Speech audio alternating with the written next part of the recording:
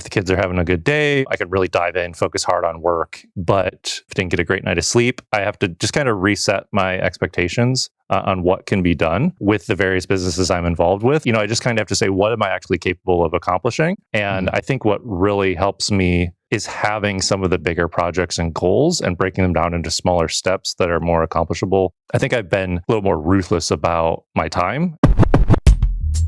Welcome to the Smart Passive Income Podcast, where it's all about working hard now so you can sit back and reap the benefits later. And now your host. He quotes Zig Ziglar way too often when parenting his children. Pat Flynn. Welcome to episode 585 of the podcast. That was Caleb Wojcik, who you just heard, who we're going to hear from more of today. You may have heard him on the show before because he has talked about creating video and getting started on YouTube a long time ago. And then recently he came on to talk about SwitchPod with me because he and I are partners on SwitchPod. We started that company in 2019, and that physical product that we co-invented and co-launched launched on Kickstarter to the tune of $438,000 from backers. And that company and that business still continues to run. We wanted to come on today for a few reasons. Number one, to give you an update on that company, where it's at, how it's doing, how it's performing. But more than that, Caleb has an update to share because he and his wife have recently given birth to twins. And they have a toddler on top of that. And so it has definitely affected work in many different ways, both positive and more in a challenging way. And so I want to get real with you today with Caleb, somebody who's right in the middle of it all. Not even a year old, these twins are. And of course, that is a handful for sure for both he and his wife. However, as a business owner and entrepreneur, that, of course, can mix things up and shake things up a little bit. So I just wanted to bring Caleb on to be honest and real about the situation and, of course, give us an update on SwitchPod. And he and I both have an incredible update. Many of you who have been students of mine have maybe already heard about this, but right now, as we speak, as this episode is airing, if you're already hearing this, that means our course, YouTube from Scratch, is now live. That's right. Caleb and I partnered together to create a course for those of you who are just starting out on YouTube, or maybe you started before and you just aren't getting any results. As many of you know, I started a YouTube channel recently over at Deep Pocket Monster. I've had my YouTube channel, the Pat Flynn one, that started in 2009. That is nearly 400,000 subscribers. Caleb has his YouTube channel. And of course, we work really, really well together. And it's interesting because we both come from the digital world, yet our first product together was a physical product. But here we are finally creating a digital product for those of you who've been demanding this from us, and that is a YouTube from Scratch course to help you get to 1,000 subscribers, unlock monetization, and add that to what it is that you do, whether that's to enhance the brand that you've already started or start your business from scratch on YouTube and take advantage of the algorithm. And of course, we know how that works, so we want to give it to you.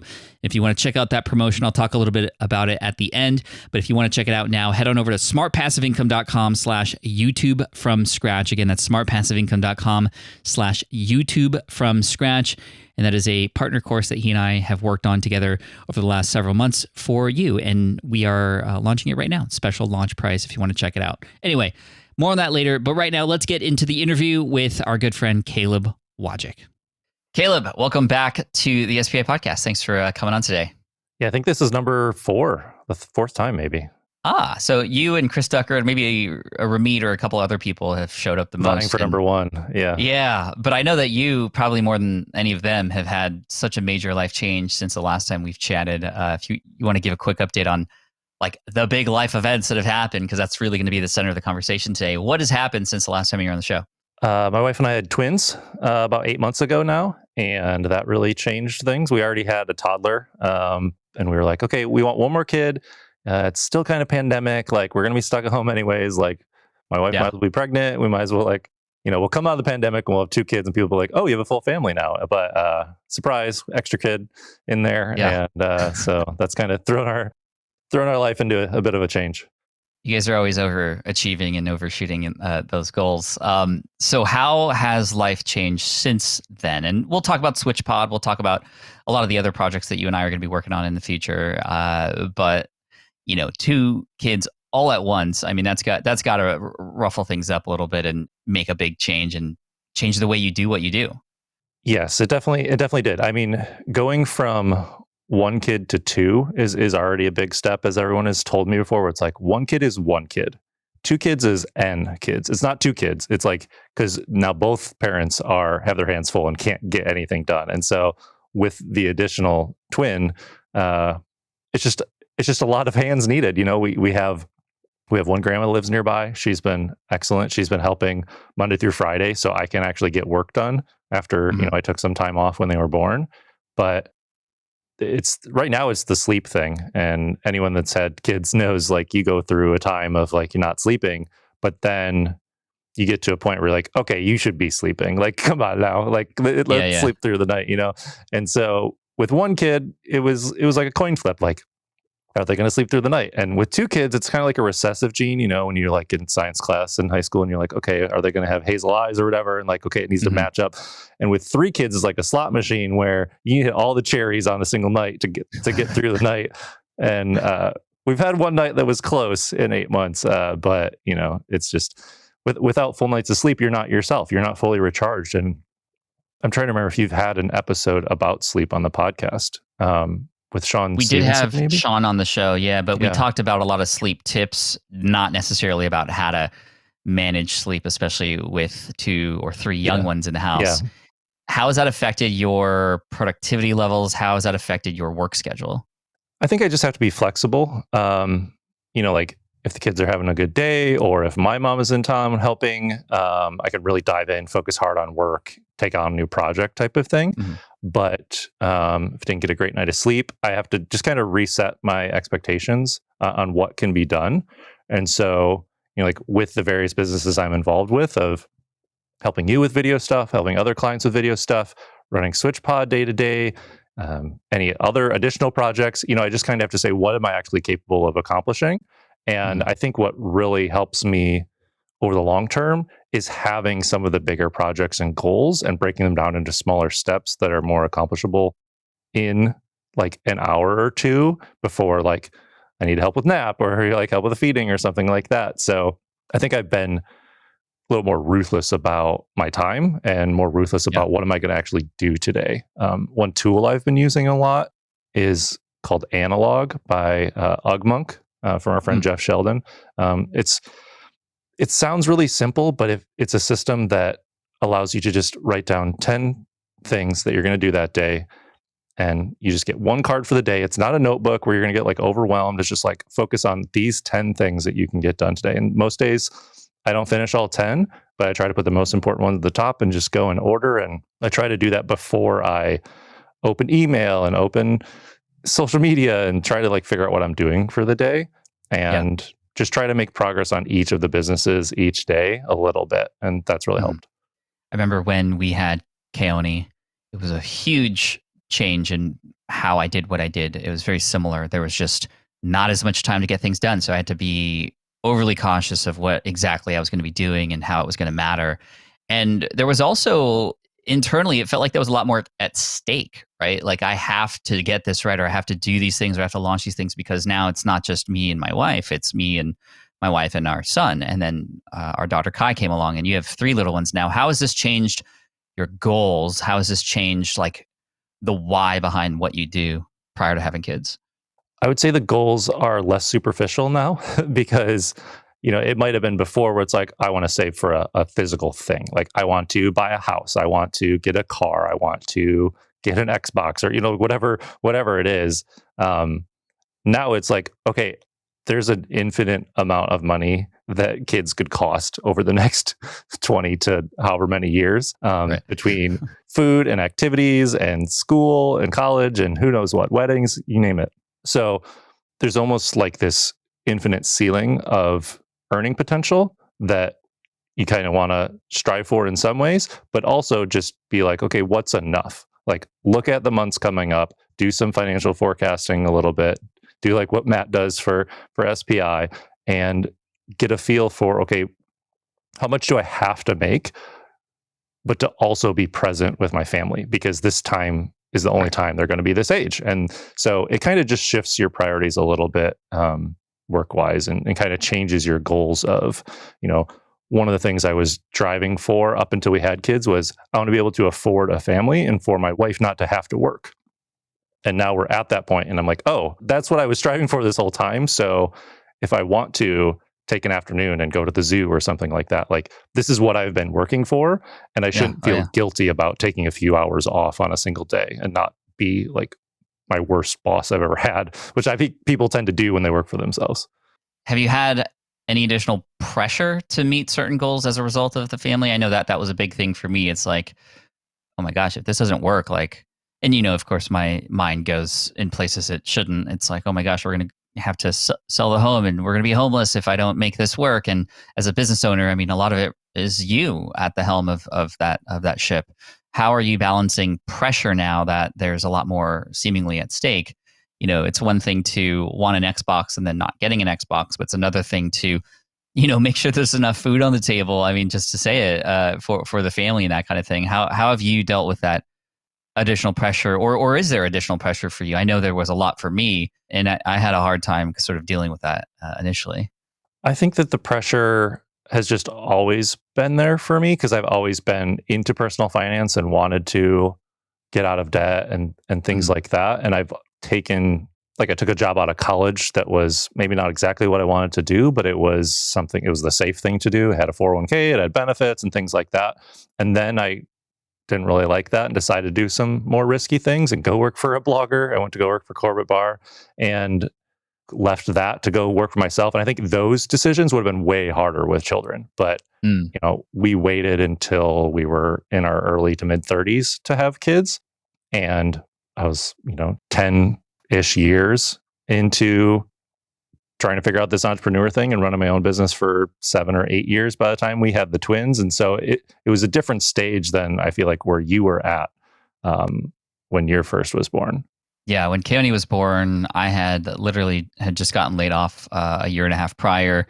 And I was building greenexamacademy.com. SPI was a new thing that was more of just sharing how I was building my business and more of a release valve for me, really more than anything at the time. Didn't have any plans for it to turn into this full-fledged business like it is now, but there was definitely a lot of pressure. And unfortunately, what that meant was there were many days where I was just in front of the computer because I just had to make it work. Right. And that was like the hustle and the grind. And looking back, like I'm grateful that I did all that. But at the same time, I also wish that I had been more conscious about how that decision affected April, my wife. And if we had a lot more conversations early on about why I was maybe doing these things, it might have helped a little bit as far as, it just always felt like I was trying to balance being there as a husband and then a soon to be father with the business that had to work. It was just a lot of, additional pressure. And I think that you're right. Now that you've had your business for a while, you can see how maybe refocusing priorities is really the big thing versus like needing to make it work. Because you can make it work now at this point. I didn't know I was going to make it work. And that really affected me. One thing that I did learn very quickly when I had kids was this idea of setting boundaries around work and personal. How is that going for you? Are you finding that that's difficult?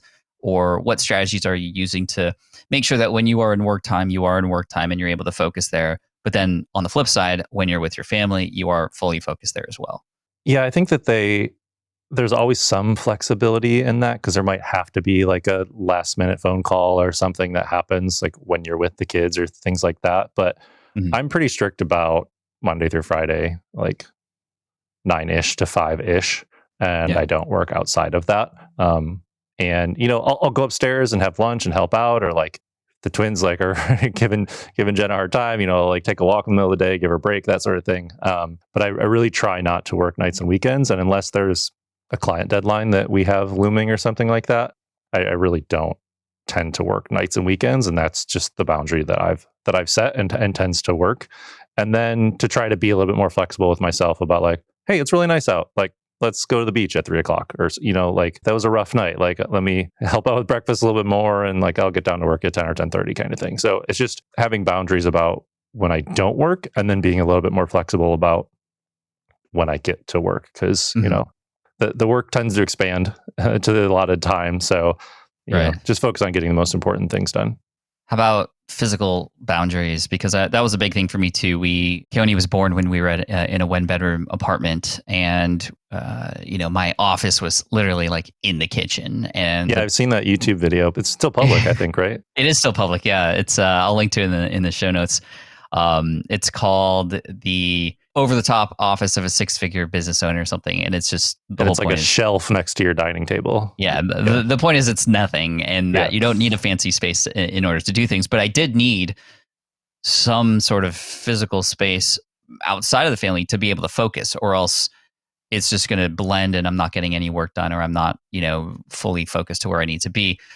Do you have a space to do your work? And when you do that, like, are you able to separate yourself and be able to focus? And, at the same end, like, are you, when you're outside of there, able to shut the door or put that away and, close your mind off of work too, physically? Yeah, for sure.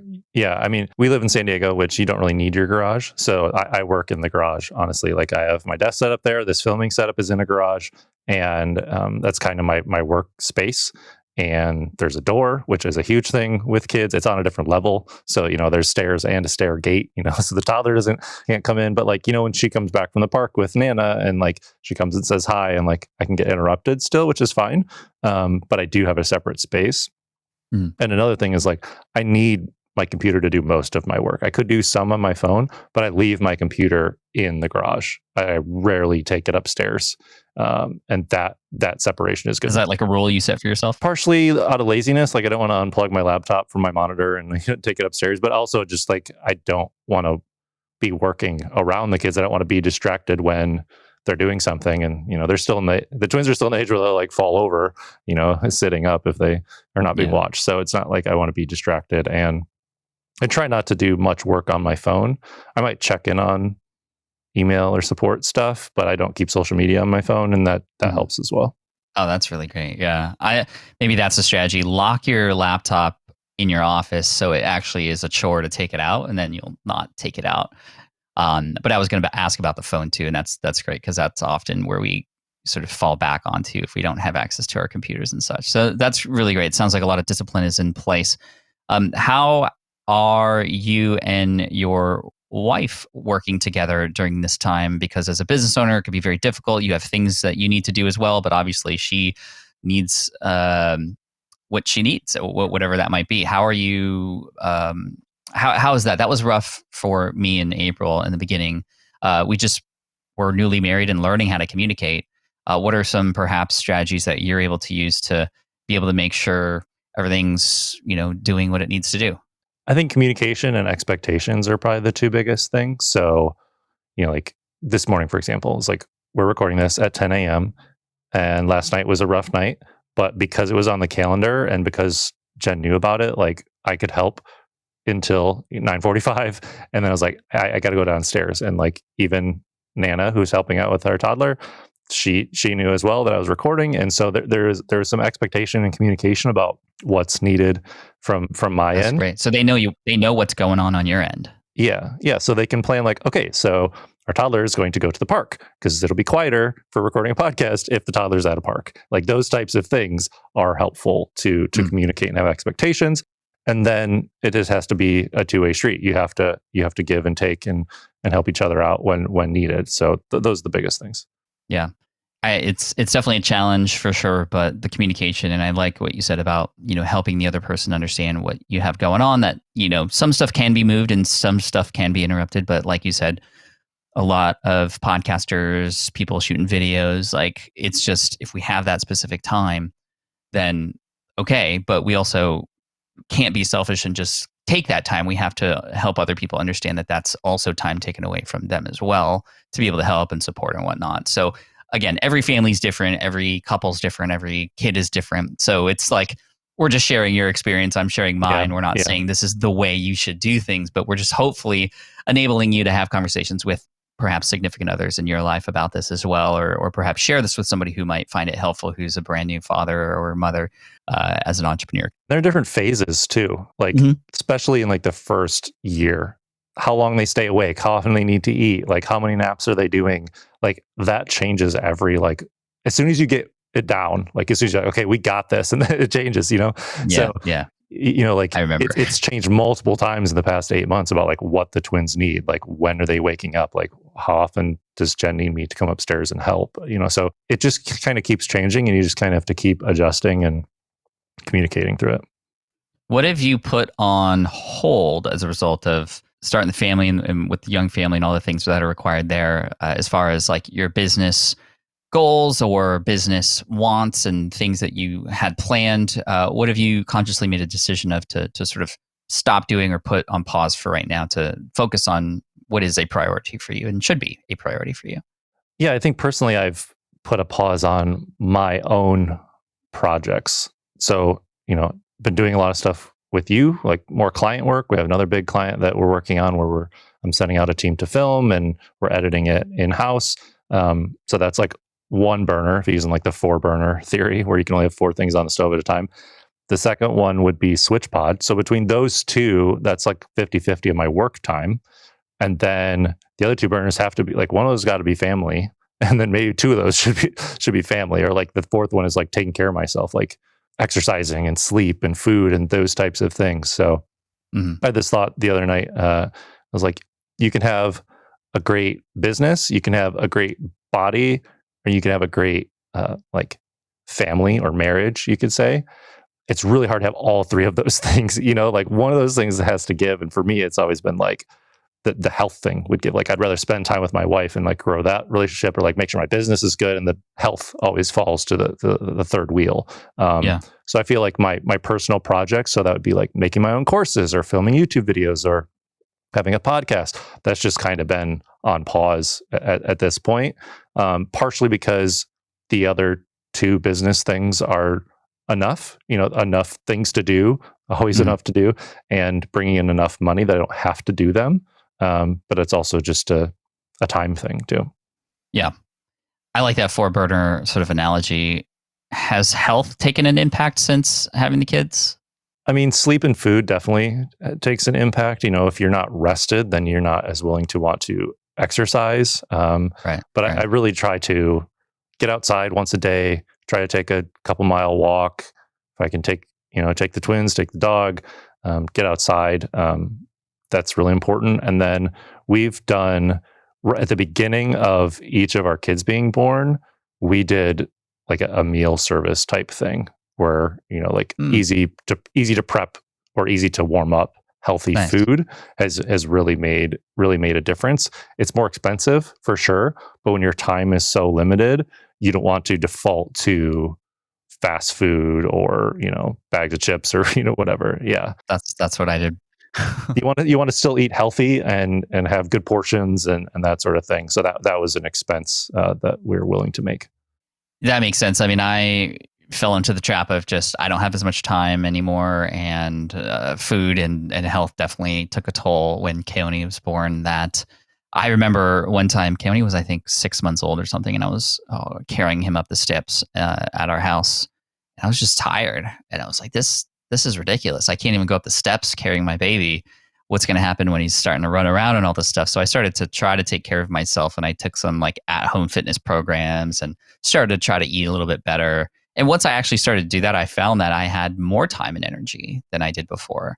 And that combined with like knowing what to say yes to, knowing what to say no to, it worked out. But it was very difficult at first. So thank you for the insight into your life and what's been going on. And, hopefully this doesn't scare people away from, this kind of thing. I think, for me, I can say on this end of it now, it has been the best thing that we've ever done. And the kids now at 12 and 9, almost 10.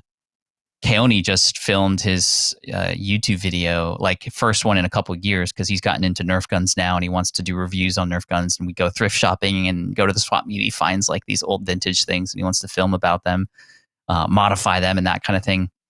He picked up Filmora, which is an editing program, because he heard it was easy, and he just watched a few YouTube videos to learn how to do it. And he was able to do everything on his own, from thumbnails, title, to editing, filming, all like everything all on his own. And it's pretty neat to see that, like, all that hard work that was put in the beginning to, not like train them to be a YouTuber, but just like to encourage him and get him to find himself. It's like it's coming out now, and it's just been amazing. So, I'm interested to, and our families are very close, your family and my family. So I'm excited to see your kids grow up and be a part of their lives. And I'm just thankful to know that that's going to happen. It's just awesome. Yeah, I'm excited. I've seen Keone and Kai grow up, and it's fun over the past 10 years to see how they've changed, and to see. To me, it's the like personality things that were there when they were so young, where it's like you're still the same kid, like you're still the same as you were when you were like 2 years old. Your voice is just deeper now. Yeah. Oh man, but he's definitely going through changes right now. I mean, he started 6th grade this year, so middle school. So he's got 6 classes during the day, which is very different than elementary school. You just sit in the same spot the entire day, right? And so to have the transition to middle school happen after 2 years of sitting at home learning on Zoom was a huge, very tough transition. And he actually was not doing so great in school for a while just because he couldn't keep up and it was so different. But he's been able to, on his own now, with a little encouragement from us, obviously, get back on track, and his grades are good again, and he's enjoying himself. And, there are mental and body changes that are happening during this age, plus the schooling. I mean, there's a lot. And I'm remembering when I was in middle school, I was like, I hated middle school. I just hope it's at least a little bit better for him. And then Kai coming up. I mean, just there's boys now and like all this kind of stuff. It's just, the challenges never go away. They just change. Yeah. We were at a park this weekend, and another twin mom pulled up, and she was like, it doesn't get easier, it just gets different. And we're like, okay, that wasn't super helpful, but it's probably accurate. That's hilarious. Let's switch over to SwitchPod, because we've been working on this for several years now. We launched it in 2019, as many people know, and it's still rolling. How would you offer an update to everybody listening as far as how SwitchPod is doing? I mean, I think through the pandemic and through the supply chain and manufacturing issues and retail locations being closed and things like that, I feel like we weathered it pretty well. Yeah, we survived. We basically got inventory for the first time in October of 2019, and then like 5 months later, the pandemic shut down the world. So we had plans for specific things that didn't really take off. Like getting into more physical retail stores was really hard. Mm-hmm. And one of the relationships, like we finally got partnered with them, and they were selling online only. And then they're like, well, it's not selling units. And I'm like, well, how are you going to compete with Amazon? Like we're partnering with you to be in your physical stores. And so like there's definitely been challenges in that. And we've had to really stay on top of lead time for making sure we have enough inventory, because our factory is in China, which was the first place that was, hit by this and shut down everywhere. And, it's getting shut down again more recently now. And so all the shipping ports are completely clogged up. And, like, I don't know about you, but I've backed a Kickstarter campaign in the past like year or two, like during the pandemic. Mm-hmm. And they're really far behind. They're like, it's coming, guys. It's on a boat. I swear, like it's coming. And everybody in the comments is like, how dare you take our money? And like, people are on the internet. You know how they are. I mean, that's kind of how Kickstarter works though. But yeah. So, like I was proud that we were able to deliver about 6 or 7 months after we got the money from Kickstarter. I was pretty proud about like how quickly we did that. And I'm really glad we did because with the pandemic and everything hitting, I think we've weathered it pretty well. But we've added new products. We have more accessories for SwitchPod. Always thinking about what's the next big thing. I don't know. What are you excited about for it? Like you, I'm just really grateful that we were able to, like you said, weather the storm and still have things ship out. We had a number of pieces still in the US to be able to ship out to people who purchased. And a lot of people during the pandemic started their content creation journey, right? And a lot of people wanted the tools, and we thankfully had them. So business has been going pretty well. It's been selling primarily on Amazon. However, we're also selling off of our website at switchpod.co. And since the launch of the SwitchPod, to get people up to date, we have launched a ball head. The ball head had an interesting journey because it actually wasn't something we invented like the SwitchPod. It was one that was actually sort of white labeled when you saw it, actually. I think when you were in China, when you were touring the factory, making sure, doing some QA, some quality assurance while you were there. And we saw this really good one. And then you were like, we should put our stamp on it and manufacture these. And we have, and they've been doing really well. It's a perfect sort of upgraded complementary accessory to the SwitchPod to be able to start, to move the camera around versus just being able to open and close a tripod real fast. And then we launched a iPhone / Android compatible adapter for the ball head or SwitchPod. And that's been going pretty well too. Obviously a lower priced item, both of these things. The ball head was interesting because we had a company reach out to us during the pandemic and say, hey, we want to buy like hundreds of these. And we're like, why? What are you doing with them? And we're going to put them on these apparatuses or devices that would check for COVID at like airports and things like that, like sensors and stuff. And they just needed a ball head or something. Body temperature scanning things. Yeah. And they needed like 200 ball heads. So it was like, okay. And, cut a special deal with them kind of thing. Yeah, that was really interesting. But then since then, we've also been working on some other products. I don't know if you want to share what we have that just came out, and also, I know that there's some other stuff that maybe we don't want to share yet, quite yet, as far as what's coming. But it's cool because we have this like base product, and now these other accessories are going along with it. That's the way that you should do e-commerce, right? Because your best customers are the ones who've already purchased from you, and then need the other things. It's why all the accessories at Apple probably make more money than the actual Apple devices themselves. But we have some stuff coming up and some stuff that was just launched. If you want to share. Yeah, so we came out with a second phone adapter, just like a beefier, stronger one. Both of those were similar to the ball head, where the factory was making them themselves, and so they owned the rights to them, and they could modify them to our colors, our branding, like a little bit of size changing, things like that. So we updated our phone adapter, and we just came out recently with our quick release plate adapter. And all of these accessories are based on user feedback. It's based on, it'd be really awesome if you guys had a plank. And so we've tried to stick to that whenever possible. And so what this quick release plate adapter is if you have a bunch of different cameras, you have the same Arca Swiss plate on the bottom of them a lot of the times, and you can quickly change them. So we have an adapter that you would screw onto the SwitchPod, and then you'd have a plate that goes on your camera, and you can quickly take it on and off. So if you are putting a ball head on it, you want a way to just like change cameras really quickly, you can do that. Yeah, that's awesome. And like I said, we have some other things in the works too, and accessories and whatnot. But we've also been throwing around the idea, and perhaps maybe it's because of both the pandemic and big life changes that we've had, that we've kind of put this on pause. But I think we're almost ready to launch another flagship product, right? Like another new line, if you want to call it that, perhaps.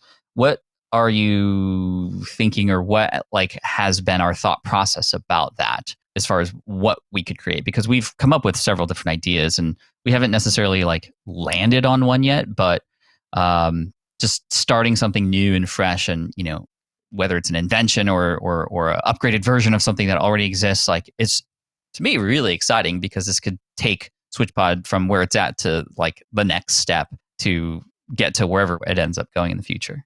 Yeah, I think one of the things about e-commerce is you could sell almost anything. You can go to Alibaba, you could white label things, you can copycat what other people do, and just try to get more inventory, get more SKUs, get more things that you're selling on your website.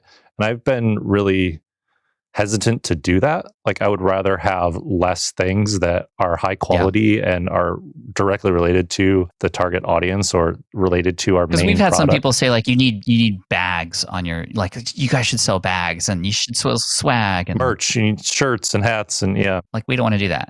Yeah, I mean, I'm not hearing from customers that they want t-shirts and hats with SwitchPod. If we made them, we would sell some, but it's a matter of focus for me of what we're going to make. And so, right now we're making things that go with the SwitchPod tripod that we initially created and invented and kickstarted. So if we want to make another line of products, I don't want to just make something that's a copycat of something else. I would like to make something that's unique. I would like to have it be different enough.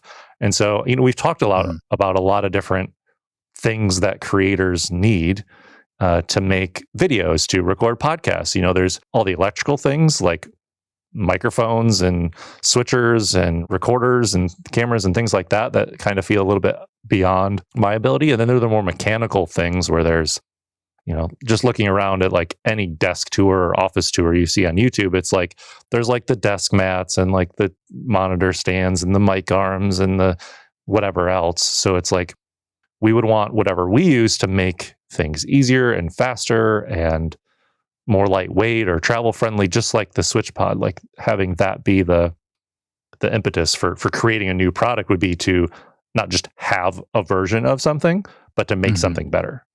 Yeah, and I'm remembering when we were at Craft and Commerce, I think it was June of 2019, or no, it was probably 2018. We saw a few people speak on stage, and one of them, the name's blanking on me right now, but they were talking about the idea of like finding the little frictions for your target audience. Yeah. So Tom and Dan from Studio Neat.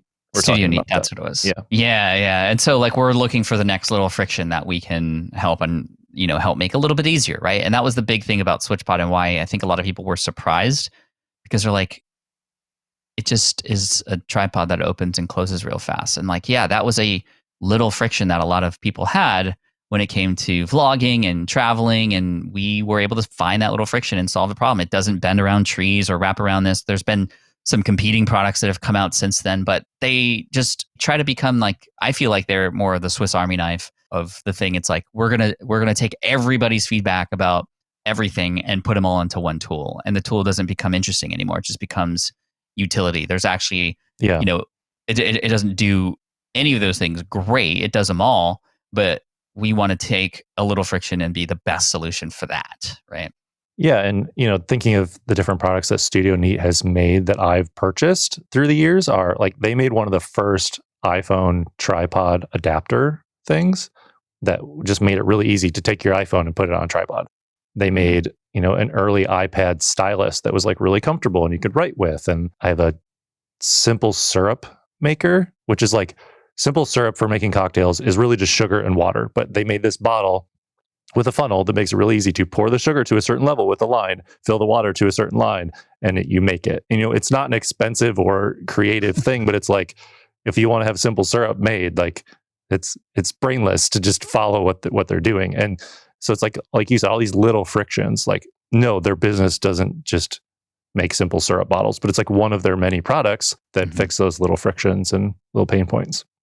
Yeah. So we thankfully are our own audience as well. So we look for little frictions in our lives and little things that we do. And we try to have an open eye and open ear to those things. But we also are grateful to have this rather large, not necessarily, I don't even know if we want to call it audience, because we're not publishing content, but they're customers. But, I also don't want to say customers because they're more than that. They're like creator customers, right? And I think that that's what has our brand stand out versus a lot of these other companies that are creating solutions that are out there. It's like, we're a part of the audience too. And as we say inside of the box, when you open it up, it's by creators for creators. And it's cool because we are still seeing out in the wild SwitchPods. I was at Social Media Marketing World, and I saw a bunch of SwitchPods. I know you weren't there, but there was a ton. There was one guy who had a rig that had like 4 cameras on it with his own specialized adapter, and he was just holding it with a SwitchPod, and then people were just going around holding it and filming videos. I had met a baseball player that had one in public and was using it. And I was just like, I went up to him, and it actually was Trevor Bauer, former pitcher of the Dodgers. We exchanged numbers. And then 2 weeks later, he went through a terrible public relations thing.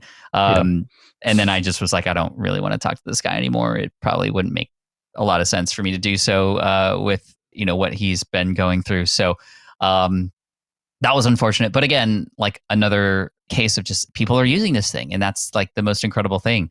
And so to imagine people using our next idea, whatever that next idea might be, is really encouraging. I'm really excited about that. And when you think about like the timeline for that, what do you think? Like, I'd love to just personally know what you think as far as like development, prototyping, and when that could potentially come out. We can sort of like see how our prediction here perhaps compares to what actually happens in the future. I mean, SwitchPod took about 2 years from like 2.5, yeah, initial idea to shipping, I would say. So like it took like a year and a half from idea to launch. So we have ideas. I think it's just choosing one and going for it, and willing to take on more risk. Yeah. But I would say in 2 years from now, so that's 2024, the second flagship. And I don't think it's going to be under the SwitchPod name. No. SwitchPod's like a line, right? Like that's... Yeah.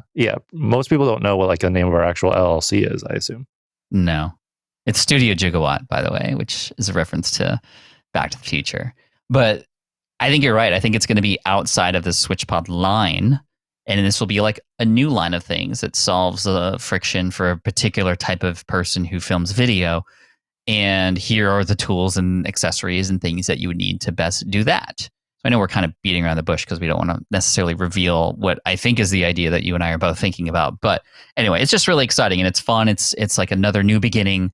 But SwitchPod has definitely helped us get here because I think that with SwitchPod and its, how much it's succeeded. And again, we see it in videos too, like MKBHD holds it and we see a few other creators using it. It's just like, wow, now we can open up the doors to even more creators to use our next thing. And that's exciting because, ultimately the business, I would imagine, if it continues to grow, will get to a point where it could be very valuable for us as co-owners and co-founders to, potentially cash out one day, right? And that's kind of like still like the ultimate goal, but we want to do it right. And we want to do it with grace. We want to do it with a lot of service to creators in mind first.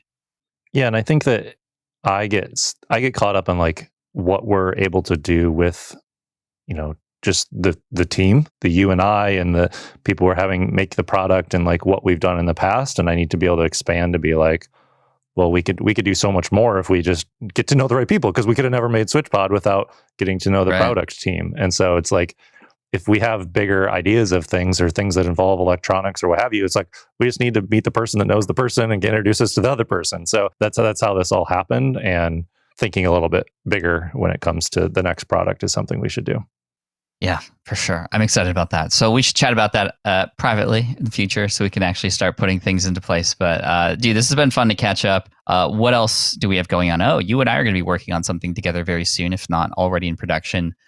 We've had at SPI a load of people ask for help with their YouTube channel. And, I always sort of defer. This is very similar to what happened with the podcasting stuff, right? It was like, no, go to Sean Cannell, go to Roberto Blake, and all these people are amazing and they can help you out. But then, of course, there's droves of people who go, no, Pat, we want to learn how you do video and who works with you and can you guys help? So we could go down the route of, a cohort-based situation, sort of like Ali Abdal does.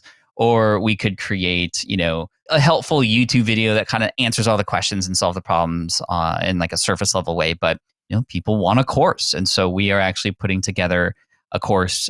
Both Caleb and I are contributing to that and will likely be on sale for those at SPI later in the year. And that's really exciting. Every time I've teased that to people in office hours and other places, people have gotten really excited about that because YouTube is definitely becoming a place that a lot of people are going to not just create, but to amplify their business, with SEO and Google taking a hit, and with video becoming even more popular, YouTube is definitely a way for you to niche down and find an audience that hasn't found you yet. So what can you share to tease people about what we're going to be talking about in that course?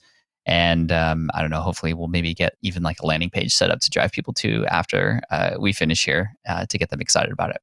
Yeah, I mean, we're going to focus on setting the foundation of a good YouTube channel and setting you up for either making money directly from YouTube, like from YouTube ads, or, using it to drive business to your business, whether that's just having it be social proof or having it actually drive leads to your business to buy courses or products or what have you. Like I've gone on and off of YouTube on my personal channel in waves, but like I still get a check from YouTube every month, like because of all this work I've done in the past. And I've helped people like you and a lot of other clients launch their YouTube channels and learn the analytics and what matters and what doesn't and how to do titles and thumbnails. And your channel has been on there for over 10 years, I think. And you've learned a lot over the years of what works and what doesn't. And then you've had recent success with your Pokemon YouTube channel at Well that we're going to pull from, like what's working now, and really just help people get a solid foundation of whether they've never made a YouTube video before or they've been making them, but they don't really have a good strategy. Like this will help set your channel up in a good place to have the right cadence, to know what videos to make, and to how to grow your channel.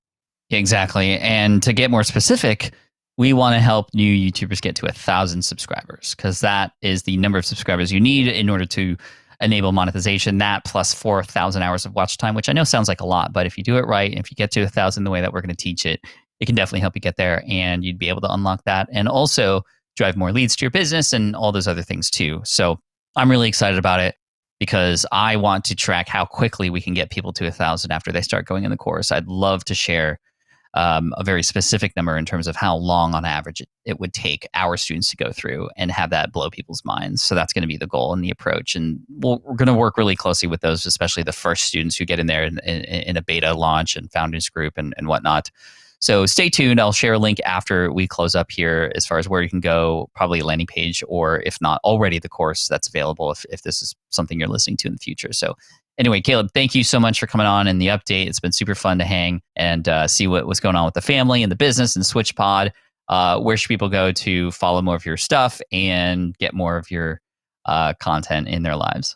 Well, SwitchPod.co is where you'd find more about our products that we have together. And then if you want to learn about making videos, you can go to makebettervideos.com. That's my website where I have my courses and get to my YouTube channel and stuff where I teach video production, editing, things like that.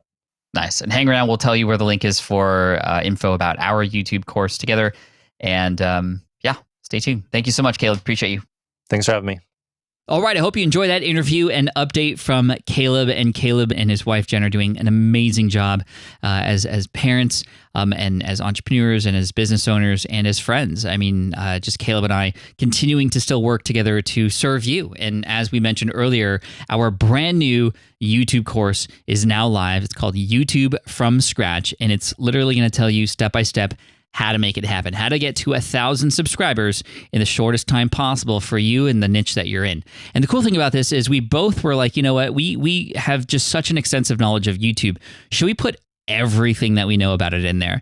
And quickly we decided that that was not going to be of best service to you. The best service to you would be efficiency in transformation, efficiency to help you get to 1,000 subs and begin that momentum on YouTube to start to see results sooner than later. So you're going to find that a lot of the lessons inside of this course are very short. They're very, here's the thing to do, now go and do it.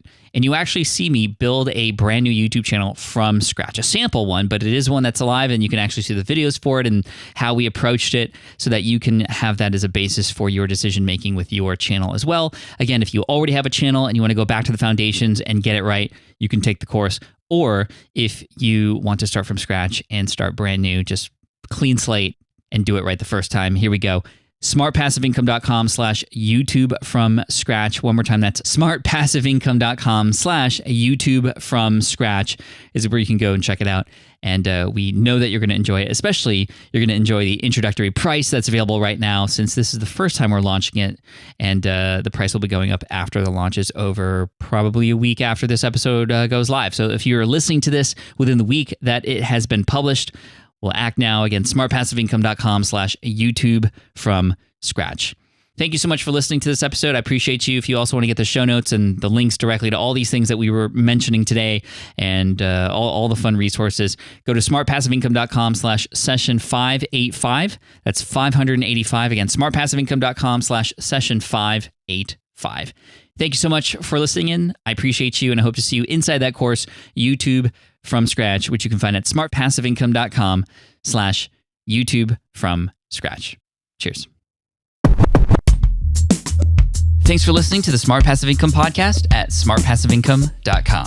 I'm your host, Pat Flynn. Our senior producer is Sarah Jane Hess. Our series producer is David Grabowski. And our executive producer is Matt Gartland. Sound and video editing by Sean West Media. The Smart Passive Income podcast is a production of SPI Media. We'll catch you in the next session.